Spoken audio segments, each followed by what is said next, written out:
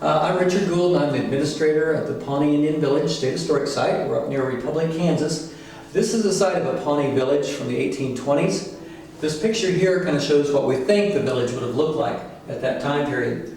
First of all, the Pawnees lived in big earth houses, at least part of the time. There was 40 to 50 earth houses here, maybe as many as 2,000 people. So in Plains Indian terms, a pretty large village. It was also a fort. They had a fortification wall that encircled the whole site. Needed because they were at war with almost every tribe out here.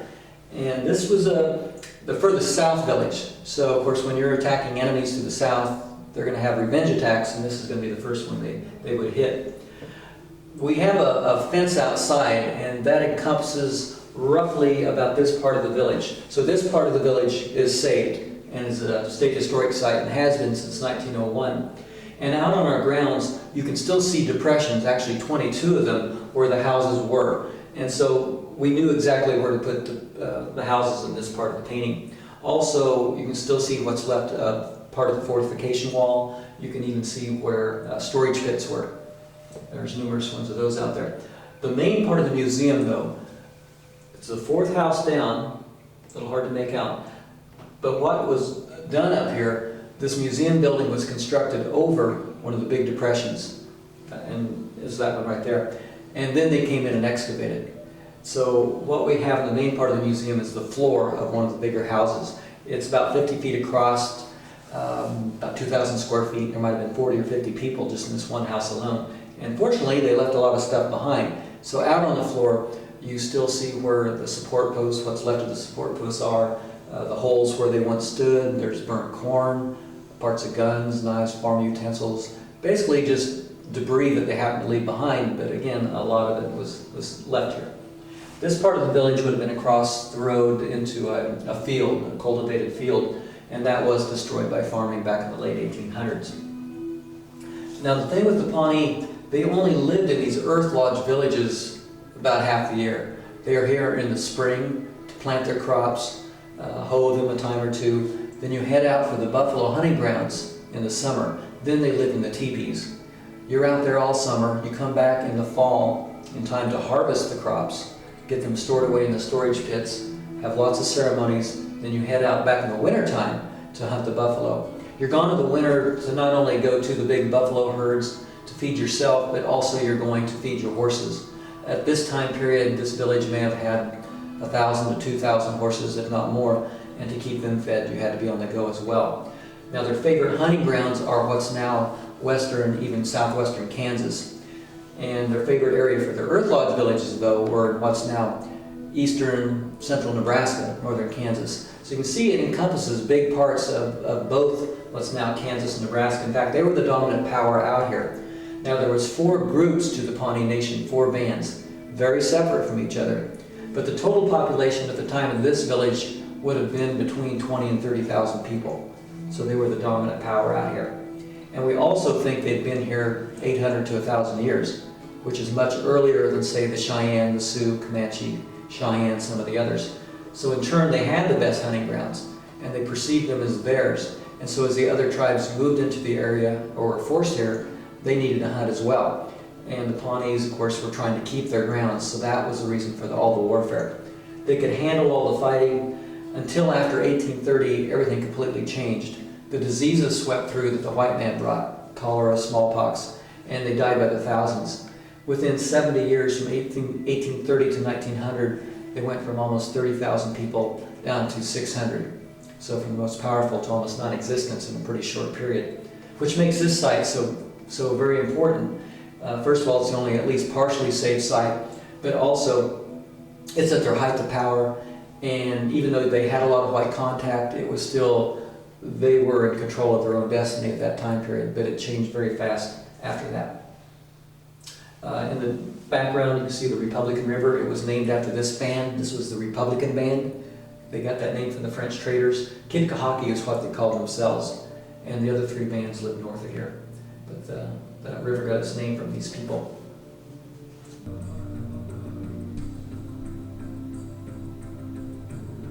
Now we're going to tell a story about Zebulun Pike. Zebulun Pike was an explorer that was sent out by the government in 1806, and it was his job to survey the central and the southern parts of the Louisiana Purchase. He had a fairly small expedition with him. There's about 28 men in total. He also had some Kaw and Osage tribal members with him. He was trying to make peace between the Pawnee and the Kansa or Kaw and the Osage tribes. They had been bitter enemies for years and years, and his mission didn't work. They stayed and continued to be enemies. But anyway, there's a lot of political intrigue behind it. This painting I'll tell you a little bit about later. Pike was sent out, first of all, to survey the area. But there was a lot of political intrigue at that same time period. The head of the military, his name was General Wilkinson. Well, he and Aaron Burr, who had previously just lost the election to Thomas Jefferson, had visions of their own small country out here. General Wilkinson's son was sent out with them. He may have knew of this plot. We do not think Zebulun Pike knew about it, though. He may have, but we don't think he did. The Spanish officials in Santa Fe actually did not agree with the treaty between Napoleon and Jefferson. And also they may have got wind of this intrigue and plot of Wilkinson's and Burr's. So anyway, they sent a large expedition out of Santa Fe, over 600 men, under Lieutenant Nogares, the largest expedition that Spain had ever sent out onto the Central Plains. They came up about 2 weeks before Zebulun Pike made it to the Pawnee village. And of course, the Spanish, when they went out on the plains, they were really into pageantry and left lots of presents, were very impressive. Well, Pike comes up 2 weeks later and is trying to convince the Pawnee to lower a Spanish flag and raise the American flag, and to tell the Pawnee that they have a new master and he's back east, and not to obey the Spanish in any way. Well, the Pawnee, of course, were much more impressed with the Spanish's large army than they were this little group of Americans. And of course, they also had 300 warriors in the village, and so Pike demanding them to do anything was basically sheer folly. But anyway, one old man finally did take down the Spanish flag and put the American flag up. Pike hurriedly said, though, as soon as I leave, you can put the American flag, or the Spanish flag, back up. So that placated the Pawnee. Now this painting here depicts when Pike comes up to the village, and with a small group, all of a sudden the Pawnee's 300 warriors charge him, and as they come to Pawnee's group, or Pike's group, they encircle him. And of course Pike did not know what was happening. This is the Pawnee's way of greeting him, but he had no idea. They were quite worried about being wiped out.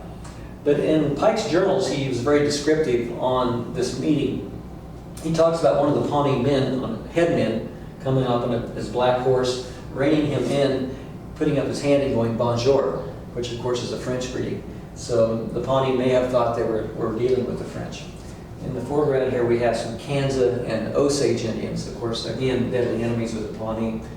Here we have a Pawnee guide who's making the sign of a wolf, which is a sign for the Pawnee tribe. So the title of this painting is called Uncertain Welcome. This painting doesn't look quite right.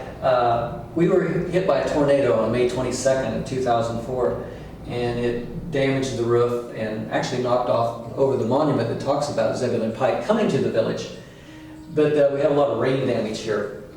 Fortunately, the artifacts and the floor of the earth lodge up here were not hurt in any way.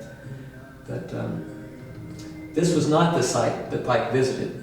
It was the belief of Pike coming up here was why this site was saved back in 1901.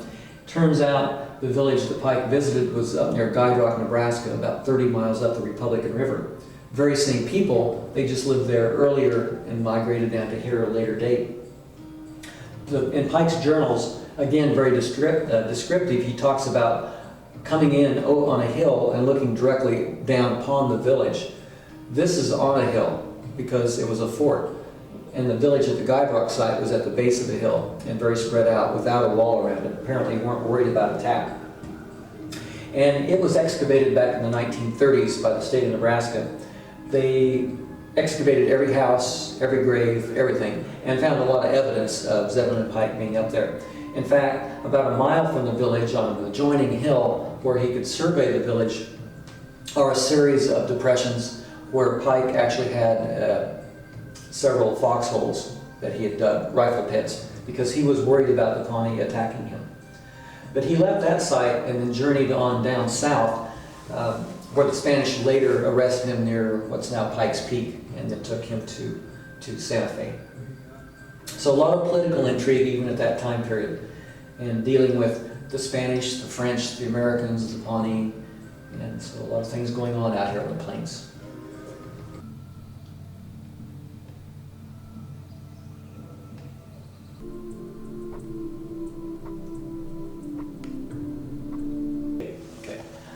What we got here, this is the floor, excavated floor of one earth lodge. As I said earlier, the museum building was built first, then the archaeologists came out here and excavated. Started in 1965 and everything was completed in 1968. This is one of the larger house floors. It's about 50 feet across. Might have been 40 or 50 people just in this one house alone. This model here in front kind of shows what the house would have looked like. Of course, it's opened up so you can see inside. The beds were along the edge, and you could have compartments built around them. Some did, some didn't for privacy. But you had also storage underneath. And so all here on the floor you'll see a lot of different items, and for the most part they are close to the edge. Out here on the floor there's burnt corn, parts of guns, knives, farm utensils. The Pawnee are one of the few tribes that still farm to a big extent. And up here in the excavations we found 8 different varieties of corn, pumpkin, squash, watermelon, even European peas. So they grew a variety of things. Now also on the floor, a lot of metal objects. This was a big trade village, mainly French and Spanish stampings at that time period, which was early 1800s.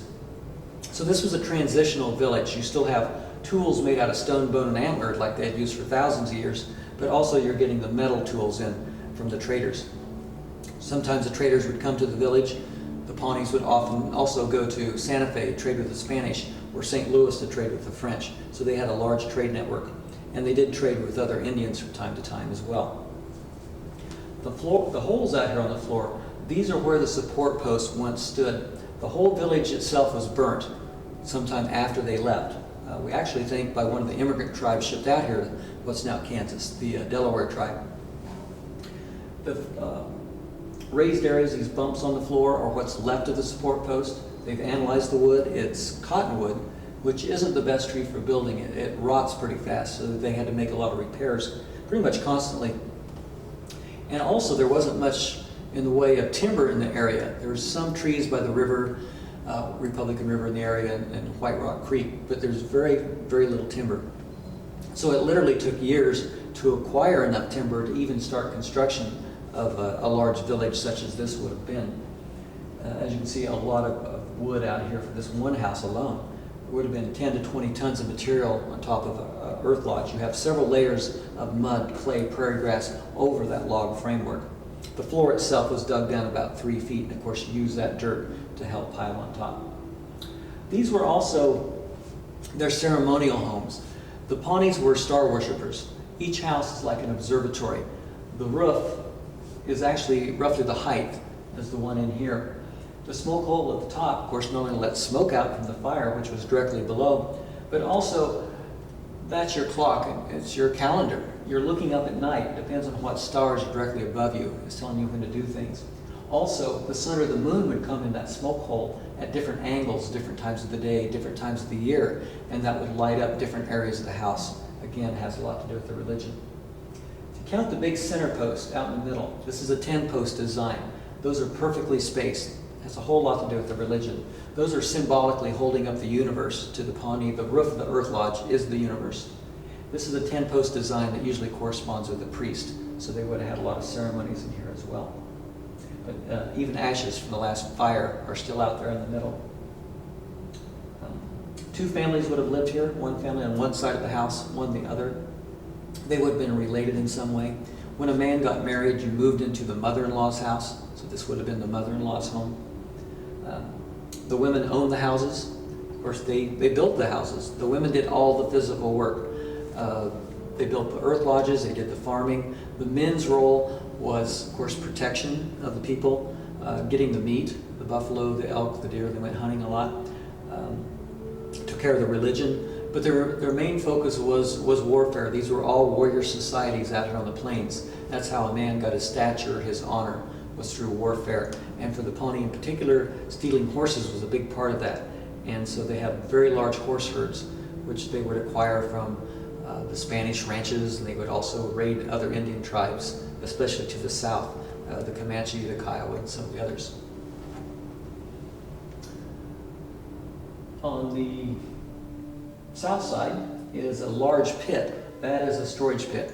It's about 8 foot deep. They would line that with bark or grass. They would usually have these storage pits or cache pits.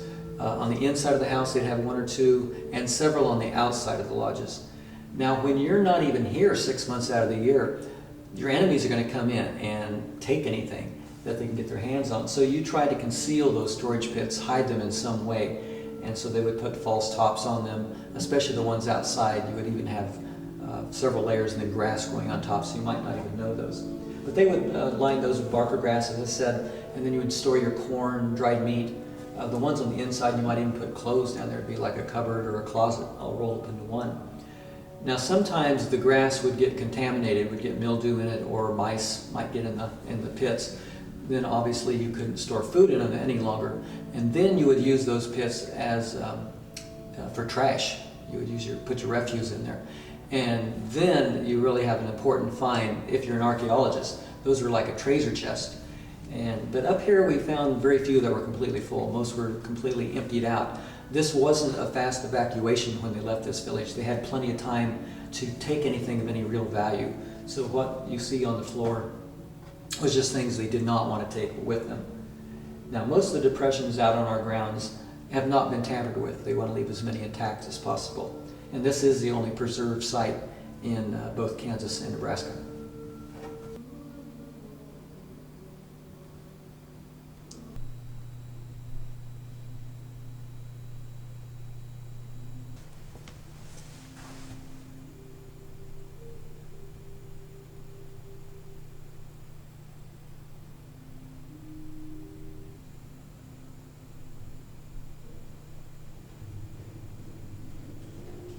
So I think we're okay. They're turning around.